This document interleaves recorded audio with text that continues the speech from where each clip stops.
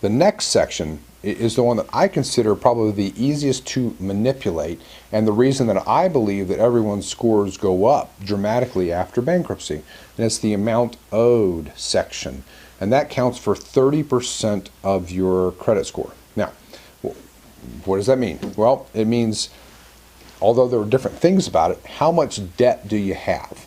And what's most important is how much of your credit lines have you used.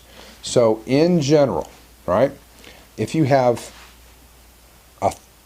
$10,000 in credit lines, you should be under 30% of that as your balance to get the best credit score under this section. So if you have $10,000 credit line, you should have $3,000 or less of a balance.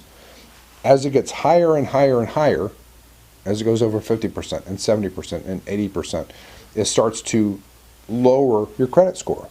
So this is why people who have always paid their debts on time, always, never missed a payment in their entire lives, and yet they're at 90%, 95% of their credit lines, just living at the edge, have lower scores than people who file bankruptcy. Get that? How does that work? Well, it's why.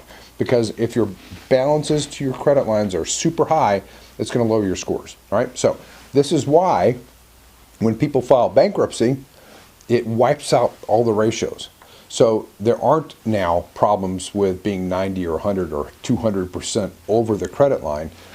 There aren't any. So it resets the values. This is one of the major reasons that people's scores go up after bankruptcy. And this is one of the things that you can work on very easily. If you want to jack up your credit score, even if you didn't file bankruptcy, pay down your credit lines. If you pay down your credit lines, your score is going to go up. So that's just something to consider. And that's the amounts owed section, and that's a very critical part of the credit score.